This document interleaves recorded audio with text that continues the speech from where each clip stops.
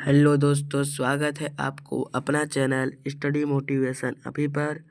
तो आप लोग के लिए हम लाए हैं आज का सुविचार और मॉर्निंग असेंबली में पढ़े जाने वाले मुख्य समाचार को लेकर। तो वीडियो में शुरू से अंत तक बने रहेंगे और चैनल में नए हैं तो चैनल को सब्सक्राइब कर लीजिए और व्हाट्सएप चैनल पर भी जुड़ जाइए, क्योंकि जो भी सूचना होती है सबसे पहले आपको व्हाट्सएप चैनल पर भी दी जाती है। तो चलिए शुरू करते हैं, वीडियो को सब्सक्राइब जरूर कर रखें। तो चलिए आज का सुविचार को देखते हैं। आज का सुविचार मॉर्निंग असेंबली देखिए 26 नवंबर 2025। और आज का सुविचार क्या है? Learning without thought is labour lost, thought without learning is perilous, है ना। कॉन्फ्यूशस है ना। तो उसके बाद क्या है? विचार के बिना शिक्षा व्यर्थ है, शिक्षा के बिना विचार खतरनाक है। ये आपका था आज का सुविचार। आज का सुविचार था ये वाला। तो अब देखेंगे हम लोग आज का प्रार्थना सभा में पढ़े जाने वाले मुख्य समाचार को।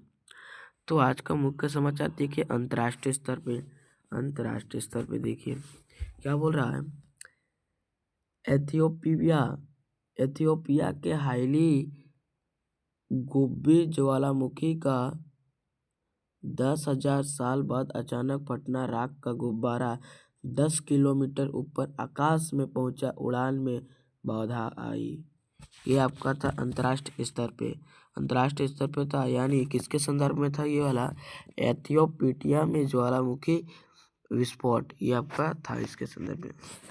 अब देखिए राष्ट्रीय स्तर पर देखिए प्रधानमंत्री ने अयोध्या राम मंदिर ध्वजारोहण किया। मंदिर कार्यक्रम ने उन्होंने राष्ट्रीय एकता और सांस्कृतिक धरोहर को बढ़ावा देने पर जोर दिया।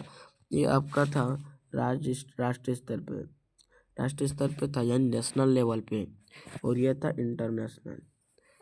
अब देखिए अयोध्या राम मंदिर का ध्वजारोहण, ये आपका था राष्ट्रीय स्तर पे।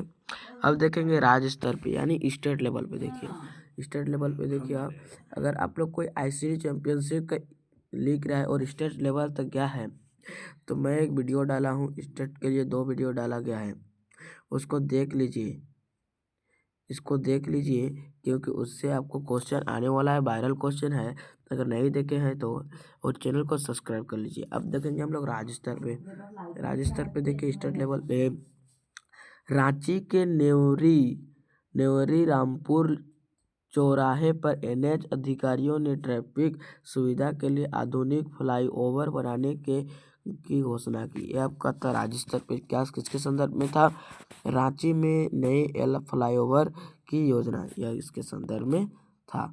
तब देखेंगे हम लोग खेल, यानी प्लेइंग स्तर पे देखिए क्या बोल रहा है। भारत की महिला कबड्डी टीम ने चीनी ताइपे को 35 से 28 हराकर महिला कबड्डी विश्व कप 2025 जीता।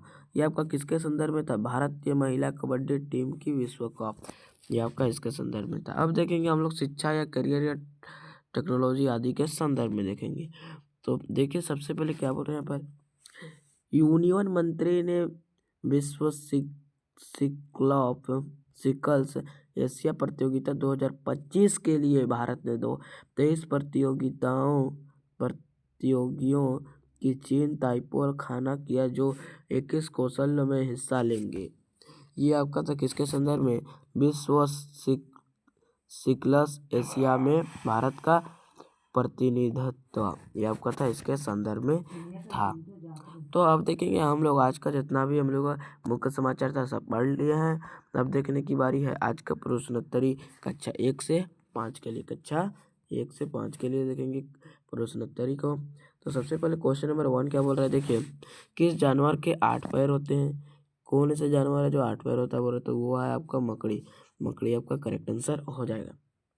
क्वेश्चन नंबर 2 देखिए इंसान का शरीर किस हड्डी से शुरू होता है? जो इंसान का शरीर होता है वो किस हड्डी से शुरू होता है? वह होता है आपका खोपड़ी।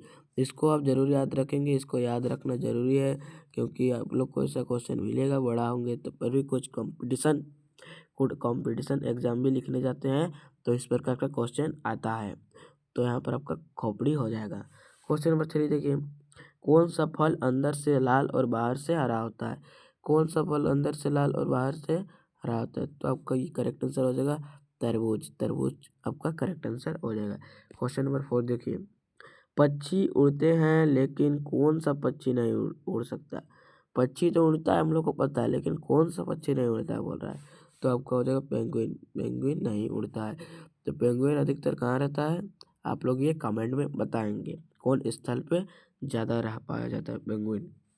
क्वेश्चन नंबर 5 देखिए, कछुआ अपने शरीर का कौन सा भाग कभी नहीं छोड़ सकता? कछुआ अपने शरीर का कौन सा भाग कभी नहीं छोड़ सकता? आपको हो जाएगा खोल, यानी इसको सेल करते हैं खोल। तो क्वेश्चन देखेंगे 6 to 8 के लिए। 6 to 8 के लिए देखिए, माउंट एवरेस्ट की ऊंचाई कितनी है? माउंट एवरेस्ट की ऊंचाई कितनी है? इसको आप जरूर याद रखेंगे, जरूर आप याद रखेंगे। माउंट एवरेस्ट की ऊंचाई कितनी है बोल रहा है? 8,848.86 मीटर है। तो आप लोग ऐसा जहाँ भी आया, जहाँ भी पॉइंट आया, आप ऐसा रखें कि जहाँ भी पॉइंट आया तो आप लोग को इसको 86 नहीं पढ़ना है, नहीं तो ये आपका गलत हो जाएगा। इसको एक एक संख्या पढ़ना है, एक एक संख्या, तब आप जाके आपका करेक्ट सही हो जाएगा। इसको कैसा पढ़ेंगे? 8,888.86 ये आपका करेक्ट आंसर हो जाएगा। अब देखेंगे हम लोग क्वेश्चन नंबर 2। क्वेश्चन नंबर 2 देखिए, मृदा कितने प्रकार की होती है? मुख्य श्रेणियाँ है ना। तो मृदा 5 प्रकार की होती है। कितने प्रकार की? 5 प्रकार की। क्वेश्चन नंबर 3 देखिए, रेड डाटा बुक किसके लिए बनाए जाते हैं? विलुप्तप्राय जीवों की सूची। ये आपका करेक्ट आंसर हो जाएगा। रेड डाटा बुक इसके लिए बनाया जाता है। अब देखिए क्वेश्चन नंबर 4, किस ग्रह पर एक दिन सबसे लंबा होता है? किस ग्रह पर एक दिन सबसे लंबा होता है बोल रहा है? तो कौन ग्रह? शुक्र ग्रह पर, यानी वेनस ग्रह पर एक दिन लंबा होता है, सबसे लंबा होता है।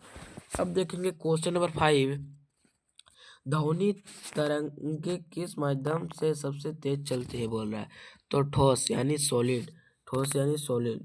सॉलिड आपका करेक्ट आंसर, इसको इंग्लिश में बोलते हैं सॉलिड। अब देखेंगे हम लोग 9 to 12 के लिए। देखिए 9 to 12 के लिए देखिए 9 to 12 के लिए, तो देखिए अब 9 to 12 के लिए क्या है? सबसे पहला क्वेश्चन, गीगा फैक्ट्री शब्द किससे जुड़ा है बोल रहा है? तो गीगा फैक्ट्री है ना, वो शब्द किससे जुड़ा है? तो गीगा फैक्ट्री किससे जुड़ा है? बैटरी निर्माण से जुड़ा है। अब देखेंगे हम लोग क्वेश्चन नंबर 2, चंद्रमा का कौन सा भाग धरती से नहीं दिखता? चंद्रमा का कौन सा भाग धरती से नहीं दिखता? दूरवर्ती भाग यानी फोरसाइट। दूरवर्ती भाग यानी फोरसाइट भाग नहीं दिखता है। अब देखिए क्वेश्चन नंबर 3, भारत की पहली महिला फाइटर पायलट कौन बनी? भारत की पहली महिला फाइटर कौन बनी? भावना कंठ बनी थी। कौन बनी थी? भावना कंठ बनी थी। क्वेश्चन नंबर 4 देखिए हम। क्वेश्चन नंबर 4, किस वर्ष भारत ने G20 की अध्यक्षता की? तो आप देखिए किस वर्ष की थी उसने? 2023 को की थी। अब देखिए क्वेश्चन नंबर 4, क्वेश्चन नंबर 5, जलवायु परिवर्तन पर अंतर्राष्ट्रीय समझौता पेरिस समझौता कब हुआ बोल रहा है? तो कब हुआ? 2015 को हुआ था। कब? 2015 को आपका करेक्ट आंसर हो जाएगा। तो अभी तक अगर आप लोग हमारे चैनल को सब्सक्राइब नहीं किए हैं तो कर लीजिए, क्योंकि आपको हमारे चैनल में डेली क्विज और मंथली टेस्ट मिलता है। अब देखिए क्वेश्चन देखेंगे अब हम लोग। आज क्वेश्चन नहीं, अब देखेंगे आज का राष्ट्रीय महत्व, आज का महत्वपूर्ण दिवस। देखिए 26 नवंबर का महत्वपूर्ण दिवस क्या है? आज है राष्ट्रीय दूध दिवस और संविधान दिवस। राष्ट्रीय दूध दिवस और संविधान दिवस। तो राष्ट्रीय दूध दिवस में क्या है? यह दिन भारत के श्वेत क्रांति के जनक डॉक्टर वग्रेज कुरियन की जयंती के रूप में मनाया जाता है। इस दिन डॉक्टर विग्रज कुरियन के जयंती के रूप में मनाया जाता है। अब देखेंगे आज का संविधान दिवस क्या है। इस दिन 1949 में भारतीय संविधान को संविधान सभा ने अपनाया था। इसे संविधान दिवस के नाम से भी जाना जाता है। ये आपका आज का महत्वपूर्ण दिवस हो गया है। तो अगर आप लोग हमारे चैनल को अभी तक सब्सक्राइब नहीं किया है तो कर लीजिए और फिर से नेक्स्ट वीडियो में मिलेंगे। Thank you. जय हिंद, जय भारत।